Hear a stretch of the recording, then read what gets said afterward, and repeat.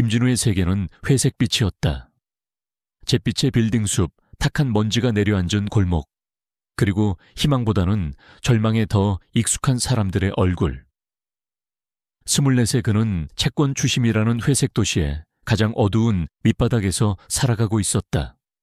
그는 폭력을 쓰지 않았다.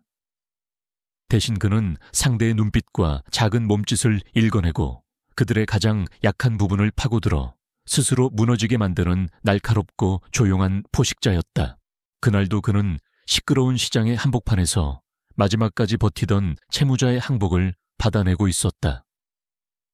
그의 목소리는 나직했지만 그 안에는 상대의 모든 변명과 거짓말을 꿰뚫어 보는 듯한 냉철함이 담겨 있었다. 그는 상대의 심리를 교묘하게 압박하여 결국 그가 숨겨두었던 마지막 돈까지 스스로 꺼내게 만들었다. 이것이 그만의 방식이었고 이 바닥에서 그가 살아남는 이유였다. 사무실로 돌아온 그에게 사장은 마지막 일거리를 던져주었다. 재개발을 앞두고 거의 유령 도시처럼 변해버린 동네에 사는 노인의 작은 빚이었다. 사장은 이미 포기한 돈이었지만 마지막으로 한 번만 더 확인해보라는 투로 말했다. 진우는 아무 말 없이 낡은 주소 하나를 들고 해가 저물어가는 잿빛 도시 속으로 다시 발걸음을 옮겼다. 그가 도착한 곳은 시간이 멈춘 듯한 공간이었다. 금방이라도 무너져 내릴 듯한 낡은 연립주택 깨진 유리창과 잡초가 무성한 골목. 노인의 집은 그 중에서도 가장 위태로워 보이는 건물의 꼭대기층에 있었다. 문을 열자 가난과 질병의 냄새가 그의 코를 찔렀다. 방 안은 텅 비어 있었고 얇은 이불 위에 누워있는 노인은 금방이라도 마지막 숨을 거둘 것처럼 보였다. 그 모습을 본 순간 진우의 머릿속에서 빚이라는 단어는 사라졌다. 직업적인 냉정함은 사라지고 그 자리에는 인간에 대한 연민이 희미하게 피어올랐다. 그는 조용히 돌아서려 했다. 바로 그때 마른 기침과 함께 노인의 갈라진 목소리가 들려왔다. 그는 빚을 갚을 돈은 없지만 돈보다 훨씬 더 가치 있는 것을 주겠다고 속삭였다. 노인은 떨리는 손으로 베개 밑에서 작은 벨벳 주머니를 꺼냈다. 그 안에서 나온 것은 낡았지만 믿을 수 없을 정도로 정교하게 만들어진 나침반이었다. 짙은 색의 나무와 황동으로 만들어진 몸체에는 섬세한 문양이 새겨져 있었다. 그것은 이상할 정도로 무겁고 중요한 물건처럼 느껴졌다. 노인은 그것을 진우의 손에 억지로 쥐어주었다.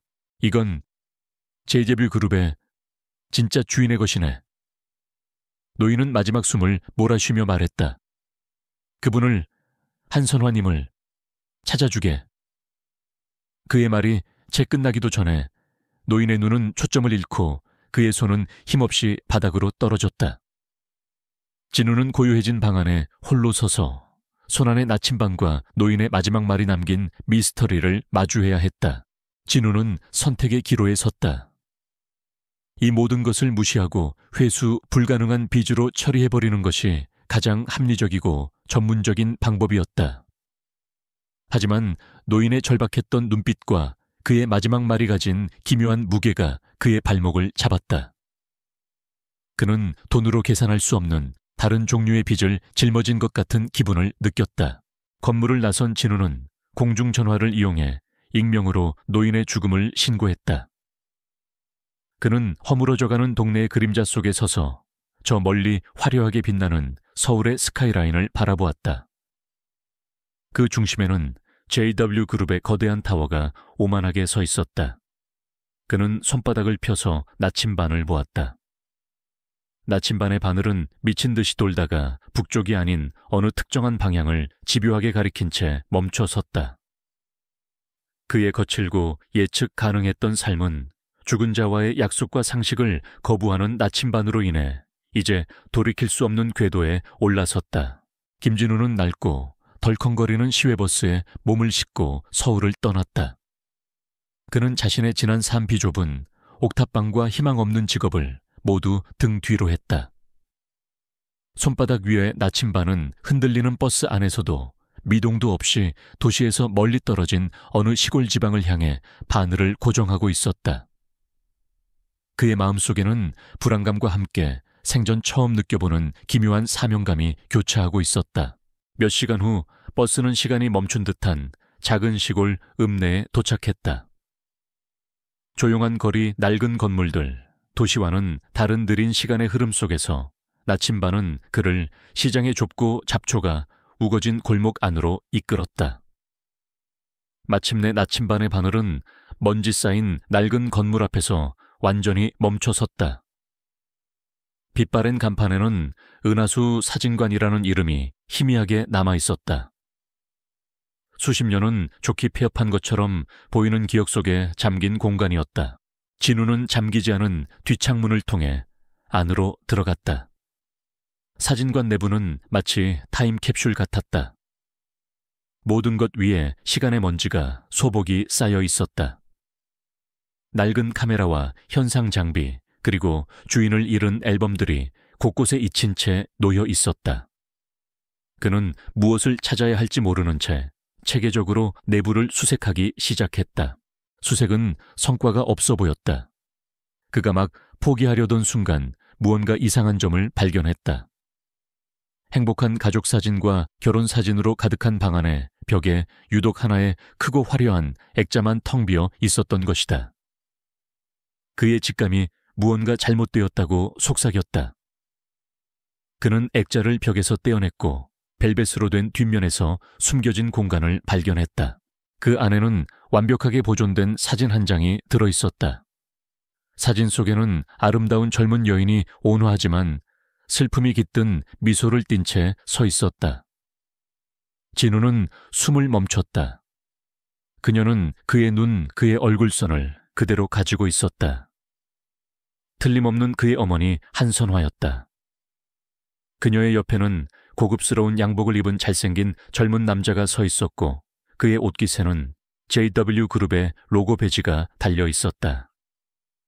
그리고 그들의 뒤편으로 젊지만 냉혹한 표정의 김태평 회장이 어둡게 서 있었다. 이것이 첫 번째 구체적인 증거였다. 죽은 노인의 말과 어머니, 그리고 JW그룹이 마침내 하나의 그림으로 연결되었다. 그는 사진의 가치와 위험성을 깨닫고 조심스럽게 그것을 품에 챙겼다. 그가 사진관을 나와 다시 어두운 골목으로 들어서는 순간 매복이 시작되었다. 도시에서 만났던 자들과는 다른 이 지역의 폭력배들이었지만 그들의 움직임은 분명 전문가의 지시를 받고 있었다. 그들은 사진관을 계속해서 감시하고 있었던 것이다. 진우는 싸움의 고수는 아니었지만 밑바닥 인생은 그에게 생존하는 법을 가르쳐 주었다. 그는 주변의 쓰레기통과 낡은 벽돌 등 지형지물을 이용하며 거칠게 저항했다. 그는 이기기 위해서가 아니라 탈출하기 위해 싸웠다. 그는 공격자 중 한 명을 잠시 무력화시킨 틈을 타 미로처럼 얽힌 시장의 골목 안으로 필사적으로 달렸다. 그는 간신히 마을을 떠나는 낡은 트럭의 짐칸에 몸을 숨겼다. 상처 입고 거친 숨을 몰아쉬면서도 그는 소중한 사진을 가슴에 품고 있었다. 이번 습격은 모든 것을 확신시켜 주었다. 그는 헛된 유령 이야기를 쫓고 있는 것이 아니었다. 그는 강력한 자들이 묻어버리려 하는 거대한 음모의 실체에 다가서고 있었다. 사진은 이제 단서가 아니라 선전포고였다. 그는 이제 적의 얼굴과 한 번도 알지 못했던 어머니의 얼굴을 알게 되었다. 그의 다음 목표는 어머니를 찾는 것이었다. 이진우는 싸움의 상처를 치료하며 이웃 마을의 허름한 여관에 몸을 숨겼다. 그의 유일한 단서는 이제 손에 쥔 사진 한 장뿐이었다. 그는 자신의 비상한 기억력을 총동원하여 사진의 배경에 찍힌 아주 작고 흐릿한 디테일에 집중했다. 멀리 보이는 건물 간판에 희미하게 적힌 병원의 이름. 그는 사진이 그 병원 근처에서 촬영되었음을 직감했다. 그는 곧바로 조사를 시작했다. 흔한 이름의 병원이었지만 사진관이 있던 마을의 지리적 정보와 대조한 끝에 마침내 하나의 장소를 특정할 수 있었다. 산속 깊숙한 곳에 고립된 작은 장기 요양 병원이었다. 그곳은 세상으로부터 잊힌 사람들이 마지막을 보내는 곳처럼 보였다. 진우는 그곳에 도착했다. 낡고 페인트가 벗겨진 건물, 무성하게 자란 잡초들. 병원은 치유의 공간이라기보다는 체념의 공기가 무겁게 내려앉은 곳이었다. 그는 접수처로 다가가 사진을 보여주며 오랫동안 연락이 끊긴 먼 친척을 찾고 있다는 거짓말을 했다. 나이 들고 지쳐 보이는 수간호사는 사진 속 얼굴을 알아봤다. 그녀는 사진 속 여인이 김민서라는 다른 이름으로 20년 넘게 입원해 있는 장기 환자라고 알려주었다. 끔찍한 사고로 심한 정신적 충격을 받아 과거를 전혀 기억하지 못한다고 했다. 가족은 아무도 없으며 병원비는 서울의 한 법무법인을 통해 익명으로 지불되고 있었다. JW그룹이 남긴 또 하나의 결정적인 흔적이었다. 수간호사는 그를 햇살이 드는 조용한 병실로 안내했다. 창가에 한 여인이 앉아 정원의 무성한 잡초들을 멍하니 내다보고 있었다. 여전히 아름다웠지만 그녀의 눈은 텅 비어 있었다. 기억도 감정도 없는 공허한 눈빛. 그녀는 잘 만들어졌지만 영혼은 텅 비어버린 도자기 인형처럼 보였다. 진우는 심장이 터질 듯한 고동을 느끼며 그녀에게 다가갔다. 그는 떨리는 목소리로 나직하게 어머니라고 불렀다. 그녀는 그를 돌아보았다. 하지만 그녀의 눈에는 아주 작은 감정의 동요도 없었다. 그녀는 그저 낯선 사람에게 짓는 예의 바른 텅 빈 미소를 지어 보이고는 다시 창밖으로 고개를 돌려버렸다. 그 순간 진우의 세상은 다시 한번 무너져 내렸다. 평생을 상상해온 재회의 순간은 차갑고 공허한 현실 앞에서 산산조각 났다. 그는 어머니를 향한 슬픔과 그녀를 이렇게 만든 자들에 대한 참을 수 없는 분노, 그리고 지독한 외로움에 휩싸였다. 그는 한참 동안 아무 말 없이 그녀의 곁에 앉아 있었다. 소리 없는 아들과 아들을 알아보지 못하는 어머니. 병원을 떠나기 전 그는 수간호사에게서 어머니의 상태에 대해 더 많은 정보를 얻었다. 그녀는 과거의 기억 없이 영원한 현재 속에 살고 있었다. 평소에는 온화하고 조용했지만 자동차의 급정거 소리나 텔레비전에 나오는 권위적인 남자들의 모습을 보면 극심한 공황 발작을 일으키기도 했다. 진우는 무거운 마음으로 병원을 나섰다. 재회는 비극이었지만 그것은 그의 마음에 이전과는 비교할 수 없는 강력한 동기를 심어주었다. 이것은 더 이상 추상적인 진실 찾기가 아니었다. 도둑맞은 어머니의 삶을 되찾아주고 그녀를 치유하기 위한 구체적인 사명이었다. 그리고 그 유일한 방법은 그녀를 망가뜨린 자들, JW그룹의 김씨 일가를 파괴하는 것뿐이었다. 그는 병원이 내려다 보이는 언덕 위에 서서 손안의 사진을 보았다. 그는 이제 어머니가 단순한 기억상실이 아니라 자신의 마음속에 스스로를 가둔 감옥에 갇혀 있음을 알았다. 그리고 자신이 그녀의 유일한 희망이라는 것도. 그는 제국을 무너뜨릴 만큼 강해지고 영리해지고 또 잔인해져야만 했다. 그는 병원을 등지고 다시 서울로 향했다. 이제 그는 더 이상 조사자가 아니었다. 전쟁을 시작하러 가는 길이었다. 서울로 돌아온 김진우는 성급하게 움직이지 않았다. 정면 대결은 불가능했다. 적의 심장부 그 견고한 요새 안으로 들어가기 위해서는 치밀한 계획이 필요했다. 그는 몇 주에 걸쳐 JW그룹 김씨 일가에 대한 모든 것을 조사했다. 대포폰과 공용 와이파이를 이용해 그는 모든 가족 구성원의 습관과 동선 그리고 약점을 파고들었다. 그는 더 이상 단순한 채권 추심원이 아니었다. 그는 복수를 준비하는 정보 요원이었다. 그의 목표는 철저한 경호에 둘러싸인 주 상속자 김민석이 아니었다. 그의 목표는 그룹 내 서열은 낮지만 오만하고 무모한 사촌 김수현이었다.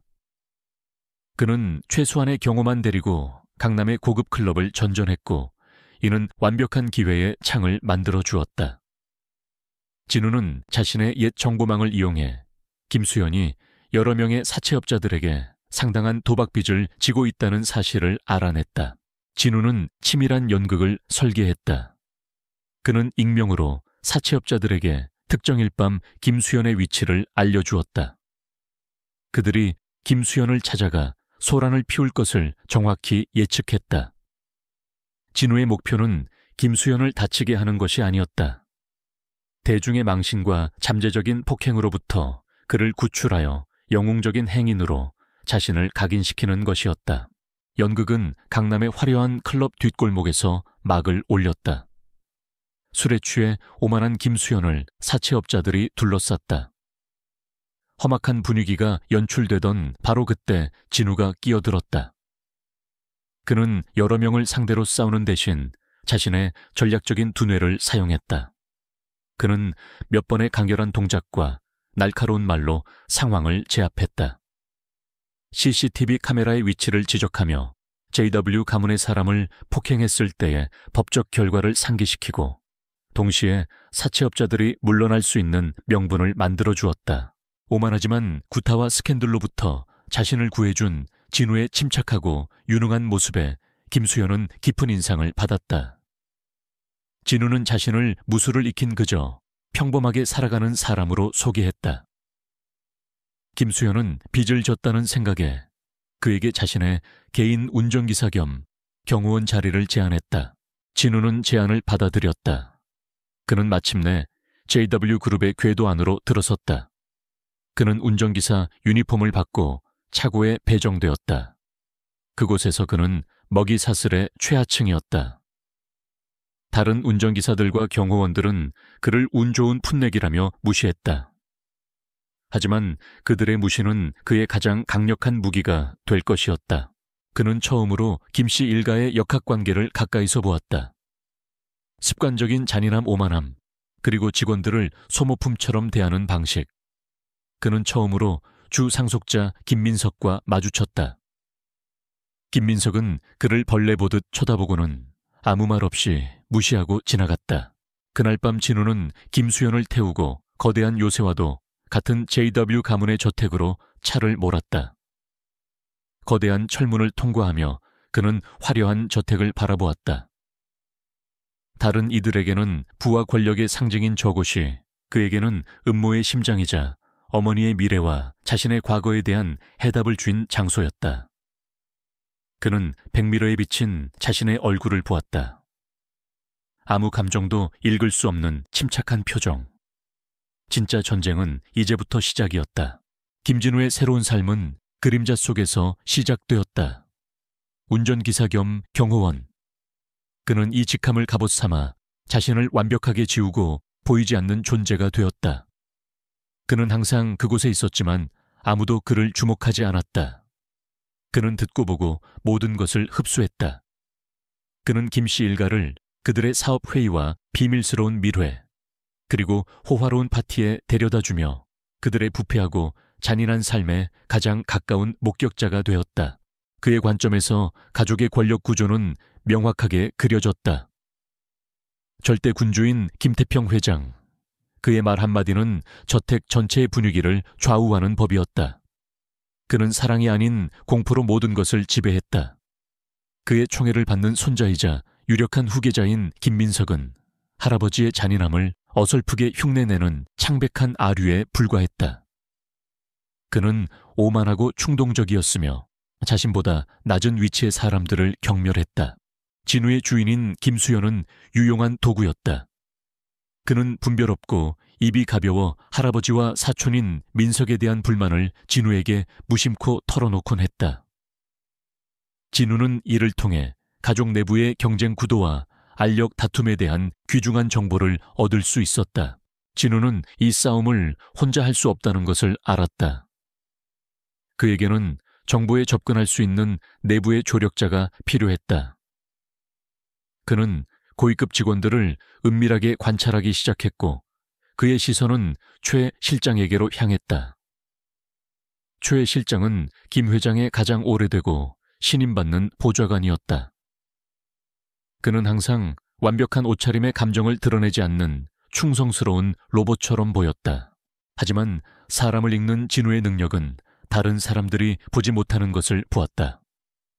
그는 김 회장에게 질책받은 후 최 실장의 손이 미세하게 떨리는 것을 아무도 보지 않을 때 그의 눈에 스치는 깊은 증오심을, 그리고 김민석에게 괴롭힘당하는 어린 하녀에게 그가 건네는 짧은 위로의 순간을 놓치지 않았다. 진우는 충성이라는 가면 뒤에 양심을 가진 한 남자가 갇혀 있음을 감지했다. 진우는 자신의 가설을 시험해 보기로 했다. 그는 김수현이 저지른 작은 실수를 하급 직원이 뒤집어쓰게 될 위기 상황을 교묘하게 연출했다. 그리고는 그 직원의 무죄를 증명하지만 동시에 김수현에게 책임이 돌아갈 수 있는 작은 증거 조각을 최 실장만이 볼 수 있도록 슬쩍 흘렸다. 최 실장은 선택의 기로에 섰다. 가족의 잘못을 덮어주는 가문의 규칙을 따를 것인가, 아니면 옳은 일을 할 것인가. 잠시의 내적 갈등 끝에 최 실장은 김수현을 직접적으로 노출시키지 않으면서도 그 정보를 이용해 조용히 그 직원의 누명을 벗겨주었다. 그리고는 진우를 향해 길고 의미심장한 시선을 보냈다. 말은 오가지 않았지만 이해는 형성되었다. 며칠 후 최 실장은 실수로 진우가 운전하는 차 안에 낡은 서류철 하나를 두고 내렸다. 그것은 진우의 아버지가 사고를 당했을 무렵 김 회장의 모든 동선이 상세하게 기록된 오래된 스케줄표였다. 그것은 동맹의 시작을 알리는 소리 없는 신호였다. 그날 밤 진우는 저택의 직원, 숙소 자신의 작고 스파르탄적인 방에서 최 실장이 남긴 스케줄표를 연구했다. 그것은 열쇠였다. 그는 그 날짜들을 자신이 이미 알고 있는 정보들과 맞춰보았다. 그는 더 이상 관찰자가 아니었다. 그는 이제 가문의 어두운 역사를 탐색할 안내자를 얻었다. 어둠 속의 속삭임이 마침내 그에게 응답했고 진실로 가는 길이 열리기 시작했다. 최 실장의 소리 없는 도움은 김진우에게 어둠 속의 한 줄기 빛과 같았다. 그가 건네준 낡은 스케줄표를 단서로 진우는 아버지의 죽음 전후로 김태평 회장의 행적이 극도로 비밀스러워졌던 시기를 특정할 수 있었다. 최 실장은 계속해서 교묘한 방식으로 그를 도왔다. 그는 저택의 지하에 지금은 사용되지 않는 낡은 디지털 기록 보관실이 있다는 사실을 실수로 언급했고, 어느 날 밤 진우의 차키 꾸러미에 아주 잠깐 동안 높은 보안 등급을 가진 마스터 키 카드를 잘못 놓아두었다. 진우는 김씨 일가 전체가 대회 행사에 참석한 어느 날 밤을 이용해 그 비밀 기록 보관실로 잠입했다. 그곳은 차갑고 정적이며 잊힌 공간이었다. 낡은 자기 테이프와 하드 드라이브, 그리고 누렇게 변색된 서류 파일들로 가득 찬 가문의 디지털 무덤이었다. 모든 비밀이 그곳에 묻혀 있었다. 진우의 수색이 시작되었다. 그는 20여 년 전의 기록을 찾아야 했다. 고대의 유물과도 같은 시스템 체계 없이 뒤섞인 데이터 속에서 그는 자신의 명석한 두뇌를 이용해 여러 출처에서 나온 정보의 파편들을 하나의 그림으로 맞춰 나가기 시작했다. 그는 마침내 한 파일을 찾아냈다. 김영민, 24년 전 등반 사고로 사망한 김태평 회장의 장남이자 본래의 후계자였다. 그는 총명하고 자비로운 사람이었으며 아버지의 무자비한 경영 방식에 자주 반기를 들었다고 기록되어 있었다. 그리고 그의 아내의 이름, 한선화. 이것은 그의 어머니의 신분과 그녀가 이 가문에서 가졌던 위치에 대한 첫 번째 공식적인 확인이었다. 진우는 아버지의 죽음에 대해 더 깊이 파고들었다. 공식적인 사고 보고서와 함께 숨겨진 다른 파일들이 존재했다. 그는 당시 사건을 맡았던 한 형사가 작성했다가 묵살된 예비조사 보고서를 발견했다. 보고서에는 등반 장비에 인위적인 조작의 흔적이 있었다는 의혹이 제기되어 있었다. 그 형사는 얼마 후 외딴 곳으로 좌천되었다. 그리고 가장 결정적인 증거가 나타났다. 아들의 죽음 불과 며칠 뒤 김태평 회장이 서명한 암호화된 법률 문서들이었다. 그 문서들은 본래 김영민의 아내인 한선화와 갓 태어난 아들에게 상속되었어야 할 모든 개인 자산과 회사 지분을 불법적으로 김 회장이 관리하는 신탁으로 이전하는 내용을 담고 있었다. 그는 자신의 며느리와 손자를 완벽하게 상속에서 배제시킨 것이었다. 그가 발견한 마지막 파일은 비자금 계좌에서 보안 컨설턴트라는 이름의 해결색에 거액이 송금된 내역이었다. 송금 날짜는 아버지의 죽음, 그리고 그로부터 일주일 뒤 신원 미상의 모자가 교통사고로 사망했다고 보고된 날과 일치했다. 그것은 자신과 어머니를 향했던 실패한 암살 시도의 흔적이었다. 이제 모든 끔찍한 진실이 드러났다. 그의 할아버지는 자신의 아들을 살해야 하고 그의 유산을 훔쳤으며 그 아내와 아들마저 죽이려 했다. 이 모든 것은 오직 자신의 마음에 드는 다른 아들에게 후계 구도를 넘겨주기 위함이었다. 진우의 온몸으로 차가운 냉기가 퍼져나갔다. 막연했던 그의 여정은 이제 피의 복수극이 되었다. 그는 모든 데이터를 작은 드라이브에 복사하고 자신의 모든 흔적을 완벽하게 지웠다. 기록 보관실을 나섰을 때 동쪽 하늘이 희미하게 밝아오고 있었다. 그는 고요하고 화려한 저택을 걸었다. 벽에 걸린 모든 초상화와 값비싼 가구들이 이제는 부모님의 피로 얼룩져 보였다. 그는 자신의 집안에 유령처럼 서 있었다. 그는 이제 자신이 무엇을 해야 하는지 정확히 알았다. 아버지의 유언이 담긴 금고를 찾고 마지막 증거를 확보한 뒤 이 썩어빠진 왕조를 송두리째 불태워버리는 것. 모든 진실을 알게 된 후 김진우의 분위기는 완전히 달라졌다. 그의 겸손함은 사라지고 그 자리에는 상대를 거의 불편하게 만들 정도의 차갑고 조용한 자신감이 자리 잡았다. 그는 여전히 자신의 임무를 완벽하게 수행했지만 김씨 일가를 스쳐보는 그의 눈빛에는 이제 숨길 수 없는 도전 의식이 담겨 있었다. 이 미묘한 변화는 특히 편집증에 가까운 후계자 김민석의 눈에 띄었다. 김민석은 처음부터 이 근본 없는 운전기사를 경멸했지만 이제 그의 경멸에는 의심이 섞여 있었다. 그는 진우가 단순한 경호원이기에는 너무 똑똑하고 너무 관찰력이 뛰어나다는 것을 느꼈다. 어려운 상황에 대처하는 그의 전략적인 침착함은 그의 지위와 어울리지 않았다. 민석은 그를 자신의 자리를 위협할 수 있는 할아버지가 그들의 완벽한 세계에 들여놓은 미지의 변수라고 생각하기 시작했다. 그는 이 위협을 시험하고 제거하기로 결심했다. 그는 첫 번째 덫을 놓았다. 그는 자신이 특별 주문 제작한 값비싼 시계를 잃어버리고는 은근슬쩍 새로운 운전기사인 진우가 마지막으로 그 근처에 있었다고 암시했다. 그는 사촌인 수연에게 진우를 해고하라고 압력을 넣었고 보안팀이 직원 숙소에 있는 진우의 소박한 방을 수색하게 만들었다. 하지만 진우는 이 모든 것을 예측하고 있었다. 그는 김민석의 유치하고 예측 가능한 본성을 연구해왔다. 그는 자신의 결백을 증명하는 데 그치지 않고 그 덫을 김민석에게 되돌려 주었다. 그는 민석이 시계를 숨기는 것을 미리 파악하고 수색이 시작되기 직전 그 시계를 민석 자신의 운동 가방 깊숙한 곳에 몰래 넣어두었다. 이로써 이 모든 소동은 단지 후계자가 부주의하고 무고한 직원을 비난하려 했던 해프닝으로 마무리되었다. 이 사건은 가족과 직원들 앞에서 김민석에게 공개적인 굴욕을 안겨주었다. 무엇보다 능력과 힘을 중시하는 김태평 회장은 손자의 어설픈 책략에 내심 경노했다. 이 사건은 회장이 자신의 후계자에게 가졌던 신뢰의 첫 번째 균열을 만들었다. 반면 진우는 직원들 사이에서 흔들리지 않는 인물이라는 평판을 얻게 되었다. 분노에 휩싸인 김민석은 다음 단계로 넘어갔다. 그는 자신의 권한을 이용해 진우에게 위험한 심부름을 보냈다. JW그룹의 어두운 사업과 연관된 악명 높은 폭력 조직에게서 미수금을 받아오라는 것이었다. 계획은 간단했다. 진우가 그들에게 맞아 죽거나 임무에 실패하여 자신이 그를 제거할 명분을 주는 것이었다. 진우는 그곳으로 향했다.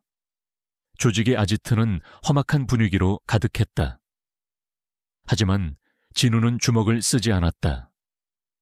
그는 비무장 상태로 걸어 들어가 조직의 리더와 마주 앉았다. 그는 자신이 수집한 그 조직의 내부 경쟁 구도와 JW그룹과의 위태로운 관계에 대한 정보를 이용했다. 그는 위협하는 대신 자신을 해쳤을 때 그들에게 닥칠 논리적인 결과를 설명하며 김민석이 그들을 소모품으로 쓰고 버리려 한다는 사실을 암시했다. 결과는 놀라웠다. 진우는 상처 하나 없이 동과 함께 조직 리더의 마지못한 존경까지 얻어서 걸어 나왔다. 그는 순수한 전략만으로 치명적인 상황을 헤쳐나온 것이다. 그가 돌아와 김 회장 앞에서 김민석에게 돈을 건넸을 때 그것은 민석의 권위에 대한 결정적인 타격이자 진우의 신비로운 위상을 더욱 높이는 계기가 되었다. 이제 김태평 회장 역시 진우가 평범한 운전기사가 아님을 완전히 인지했다. 그는 진우에게서 한때 자신의 장남이 가졌던 날카롭고 전략적인 두뇌를 보았다. 그의 의심은 이제 확신이 되었다. 길 잃은 개라고 무시했던 소년이 사실은 양의 탈을 쓴 늑대였던 것이다. 이제 게임은 더 이상 진우와 민석 사이의 것이 아니었다. 진짜 적수인 김 회장이 직접 진우를 주시하기 시작했다. 그날 밤 회장의 서재에는 무거운 침묵이 흘렀다. 김 회장과 굴욕감에 불타는 김민석, 그리고 그 앞에 선 김진우. 김 회장은 새롭고 차가운 분석적인 시선으로 진우를 바라보았다. 진우는 조금도 움츠러들지 않고 그 시선을 마주했다. 늙은 사자와 젊은 늑대 사이에 말없는 선전포고가 오갔다. 진우는 자신의 위장이 벗겨졌음을, 그리고 진짜 위험한 게임이 이제부터 시작될 것임을 알았다. 김진우는 자신의 위장이 발각되었고 시간이 얼마 남지 않았음을 알았다. 김태평 회장이 자신을 주시하기 시작했다는 것은 어머니의 위험 또한 기하급수적으로 커졌다는 것을 의미했다. 그는 금고 속에 잠들어 있을 마지막 증거를 손에 넣기 위해, 그리고 이 싸움의 완벽한 명분을 위해 어머니의 기억을 되찾아야만 했다. 그것은 더 이상 개인적인 소망이 아니라 전략적인 필수 과제였다. 그는 김수연의 운전기사라는 자신의 직위를 이용해 장거리 출장을 핑계로 저택의 감시망에서 벗어났다. 그는 희망과 두려움이 뒤섞인 무거운 마음을 안고 다시 시골의 요양병원으로 향했다. 그의 손에는 모든 것을 시작하게 한 그 나침반이 쥐어져 있었다. 병원의 풍경은 처음과 같았다. 그의 어머니 한선화는 여전히 창가 의자에 앉아 텅 빈 세상 속을 헤매고 있었다.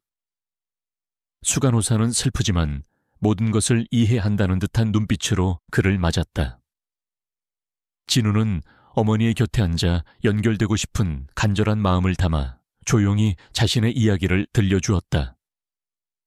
이전과 같이 그녀는 공허한 미소만을 돌려줄 뿐이었다. 진우는 떨리는 손으로 나침반을 꺼냈다. 그의 아버지 그녀의 남편이 항상 지니고 다녔던 물건. 그는 그것을 그녀의 손에 조심스럽게 쥐어주었다. 아버지의 것입니다. 그가 속삭였다. 처음에는 아무 일도 일어나지 않았다. 하지만 그녀의 손가락이 무의식적으로 익숙한 나무의 감촉과 문양을 더듬기 시작했다. 텅 비어있던 그녀의 눈동자가 처음으로 나침반 위에 초점을 맞추었다. 혼란의 빛이 그녀의 얼굴을 스쳐 지나갔다. 기억의 파편 하나가 떠올랐다. 남편 김영민이 그녀에게 이 나침반을 주며 이것이 언제나 자신에게 돌아오는 길을 알려줄 것이라고 말하던 모습. 그 기억은 지난 24년간 굳게 닫혀있던 문을 여는 열쇠가 되었다. 댐이 무너졌다. 사랑 행복, 그리고 사고의 순간 김태평 회장과의 대면 위협 아들을 잃었던 고통까지. 모든 기억이 혼란스럽고 끔찍한 급류가 되어 그녀의 정신을 덮쳤다. 그녀의 비명 순수한 고통만이 담긴 그 절규가 조용한 병원을 뒤흔들었다. 의료진이 달려와 그녀를 진정시켰다. 진우는 그녀에게 끔찍한 고통을 안겨주었다는 죄책감과 마침내 그녀가 돌아왔다는 안도감에 휩싸여 온몸을 떨었다. 상황을 파악한 수간호사는 그를 도우며 어머니가 안전하게 보호받을 수 있도록 조치했다. 몇 시간 후 한선화가 다시 눈을 떴을 때 그녀는 온전한 정신으로 돌아와 있었다. 공허함은 사라지고 그 자리에는 깊고 지친 슬픔과 불타는 분노가 자리 잡고 있었다. 그녀는 진우를 바라보았다. 그리고 처음으로 그녀는 자신의 아들을 알아보았다. 눈물과 함께 이어진 재회는 가슴 아팠다. 그녀는 진우가 발견한 모든 진실을 확인해 주었고 그에게 마지막 정보를 알려주었다. 금고가 있는 스위스의 은행 이름과 오직 그녀와 남편만이 아는 암호를 이용한 접근 절차였다. 한선화는 더 이상 연약한 인형이 아니었다. 트라우마가 돌아왔지만 그녀의 강인한 의지 또한 되살아났다. 그녀는 진우의 증인이 되겠다고 말했다. 법정에 서서 자신의 인생을 파괴한 남자의 죄를 증언하겠다고. 기억상실의 안개 속에서 돌아온 그녀는 이제 그들의 대의를 위한 가장 강력한 무기가 되었다. 진우는 병실을 나왔다. 그의 어머니는 이제 평화롭게 잠들어 있었다. 그의 손에는 나침반이 굳게 쥐어져 있었다. 그는 이제 마지막 열쇠와 장소 그리고 살아있는 증인을 모두 얻었다. 그는 더 이상 어머니를 위해 싸우는 것이 아니었다. 그는 이제 어머니와 함께 싸울 것이다. 서울로 돌아가는 길은 JW그룹의 파멸을 향한 마지막 비밀을 짊어진 채 그 어느 때보다도 위험한 여정이 될 것이었다. JW그룹의 연례 주주총회장은 보이지 않는 전쟁의 기운으로 가득했다. 최근에 내부 분란으로 흉흉해진 분위기 속에서 김태평 회장은 자신의 건재함을 과시하며 무대에 섰다. 그의 목표는 이 자리에서 손자 김민석을 부회장으로 공식 임명하여 자신의 부패한 왕조를 굳건히 하는 것이었다. 배경에서는 김진우와 최 실장이 마지막 계획을 실행에 옮기고 있었다. 스위스에서 돌아온 진우의 손에는 아버지의 원본 유언장과 자신의 아버지에 대한 두려움을 기록한 일기, 그리고 김 회장의 불법적인 자금 이체 증거가 들려 있었다. 초회 실장은 자신의 권한을 이용해 믿을 수 있는 몇몇 기자들과 검사 한 명을 행사장 안으로 들였다. 김 회장의 연설이 시작되었다. 그는 최근의 루머들을 경쟁자들의 비열한 공격으로 치부하며 자신의 강력한 리더십을 재차 강조했다. 그리고는 주요 안건인 김민석의 임명안을 상정했다. 그가 선택한 후계자의 리더십 아래 펼쳐질 영광스러운 미래. 그가 자신의 승리를 확신하며 거짓된 유산의 정점을 찍으려던 바로 그 순간이었다. 주주들이 투표를 시작하려 할 때 회의장의 정문이 활짝 열렸다. 부하가 아닌 전령관처럼 위풍당당하게 최 실장이 들어섰다. 그가 옆으로 비켜서자 김진우가 안으로 들어왔다. 그는 더 이상 운전기사 유니폼 차림이 아니었다.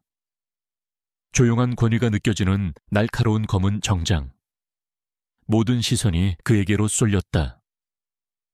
회의장은 혼란스러운 웅성거림으로 가득 찼다. 진우는 침착하게 무대를 향해 걸어갔다. 김민석과 김 회장은 보안팀에게 당장 그를 끌어내라고 소리쳤다. 하지만 그들이 움직이기도 전에 진우는 직원의 손에서 마이크를 받아 들었다. 그의 목소리는 증폭되어 회의장 전체에 명확하게 울려 퍼졌다. 제 이름은 김진우입니다. 이 회사의 진정한 장남이자 후계자였던 고 김영민 사장의 아들입니다.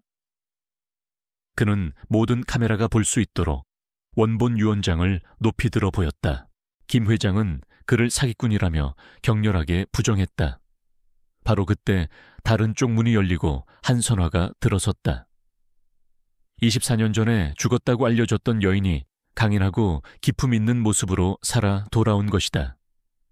그녀는 아들의 곁에 서서 김태평 회장을 똑바로 노려보았다. 저는 한선화입니다. 그녀가 선언했다. 그리고 저는 제 시아버지의 죄를 증언하기 위해 이 자리에 섰습니다. 그녀의 말이 시작됨과 동시에 무대 뒤에 거대한 스크린들이 살아났다. 그곳에는 문서가 아닌 사전에 녹화된 한선화의 강렬한 증언 영상이 재생되었다.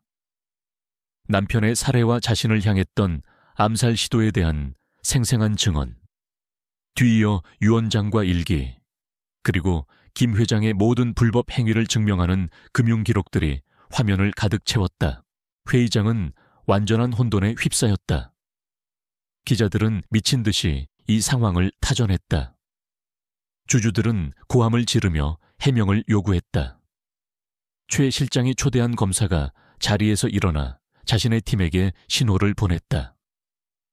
김태평이 평생에 걸쳐 쌓아 올린 견고한 세계는 단 몇 분 만에 산산조각 나고 있었다.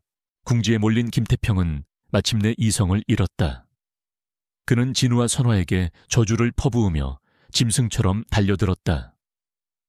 하지만 그의 마지막 발악은 검사들에 의해 저지되었다. 무대 위에서 자신이 살인과 기만으로 쌓아 올린 제국이 무너지는 것을 지켜보며 김태평 회장은 체포되었다. 그는 몰락한 폭군이 되어 끌려나가면서까지 저주를 멈추지 않았다. 진우는 어머니의 손을 잡고 무대 위에 섰다. 그는 더 이상 버려진 아들이 아니었다. 심판을 위해 돌아온 후계자였다. 낡은 시대는 끝났다. 주주총회에서의 폭로는 대한민국을 뒤흔든 JW 게이트의 시작이었다. 김태평 회장과 김민석을 비롯한 핵심 공범들은 모두 법의 심판대 앞에 섰다. 한때 한국 경제의 상징이었던 JW그룹은 창업주의 거짓말의 무게 아래 뿌리부터 흔들리며 붕괴 직전에 내몰렸다. 그룹은 방향키를 잃고 표류했고 경쟁자들은 이 기회를 놓치지 않으려 했다. 바로 그 혼돈의 중심에 김진우가 섰다. 그는 더 이상 외부의 침입자가 아니었다. 아버지의 유언장을 통해 법적으로 완벽한 상속권을 인정받은 그는 어머니 한선화, 그리고 이제는 존경받는 인물이 된 최 실장과 함께 JW그룹 본사의 정문으로 들어섰다. 직원들은 경외와 두려움 그리고 희미한 희망이 뒤섞인 눈으로 그를 바라보았다.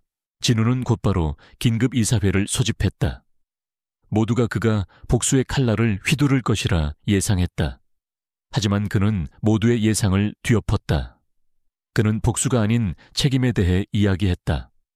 그는 그룹의 부패한 과거를 인정하고 투명성과 윤리, 그리고 사회적 책임을 바탕으로 한 새로운 미래를 역설했다. 그의 침착한 권위와 명확한 비전은 흔들리던 임원들의 마음을 사로잡았다. 그는 회장석에 앉지 않았다. 대신 그는 급진적인 구조조정 계획을 발표했다. 그는 자신이 아는 가장 유능하고 윤리적인 인물, 바로 최 실장을 부회장으로 승진시켜 비상경영위원회 수장을 맡겼다. 그리고 그룹 내부에 남아있는 모든 부패의 뿌리를 뽑기 위한 전면적인 내부 감사를 지시했다. 그는 최대 주주로서 이 전환 과정을 감독하겠지만 일상적인 경영에는 관여하지 않겠다고 선언했다. 며칠 후 진우는 대규모 기자회견을 열었다. 그는 할아버지와 회사의 과거에 대해 대중 앞에 공식적으로 사죄했다. 그리고 그는 자신의 상속재산 전액을 사회에 환원하여 JW 희망재단을 설립하겠다고 발표했다. 재단은 자신의 과거를 기리기 위해 고아원을 후원하고 소외계층 아동들의 의료비를 지원하는 데 중점을 둘 것이었다. 그는 제국을 지배하는 것보다 자신의 가족을 치유하는 것이 최우선 과제라고 말했다. 그는 어머니를 돌보기 위해 경영 일선에서 물러나겠다고 선언했다. 권력보다 가족과 도덕을 선택한 그의 모습은 재벌 세계에 큰 충격을 주었고 대중의 엄청난 존경을 받았다. 몇 주 후 진우와 그의 어머니는 서울에서 멀리 떨어진 바닷가의 아름답고 조용한 집에서 함께 정원의 꽃을 심고 있었다. 트라우마는 여전히 남아있었지만 두 사람은 함께 서로를 치유하고 있었다. 한선화의 텅 비어 있던 눈에는 이제 온화한 평화가 깃들어 있었다. 진우 역시 더 이상 차가운 전략가가 아닌 잃어버렸던 어머니를 이제야 알아가는 평범한 아들의 모습이었다. 최 부회장의 리더십 아래 새로운 JW그룹은 안정을 되찾았다. 공포 대신 협력이 자리 잡았고 회사는 규모는 작아졌지만 대중의 신뢰를 회복하며 더욱 단단해졌다. 최 부회장은 사무실에서 진우와 어머니가 함께 찍은 사진을 보며 자랑스러움과 충성심이 담긴 미소를 지었다. 1년 후 진우와 한선화는 질 역해 해변을 걷고 있었다. 그의 손에는 아버지의 유품인 나침반이 들려 있었다. 휴대폰 뉴스에는 JW 희망재단이 새로운 어린이 병원을 개원했다는 소식이 흐르고 있었다. 그는 수십 년 만에 처음으로 진정으로 행복하게 웃고 있는 어머니의 모습을 보았다. 그는 과거를 되찾았을 뿐만 아니라 그 폐허 위에서 의미 있는 새로운 미래를 건설했다. 버려졌던 아들은 마침내 자신의 집으로 돌아왔다.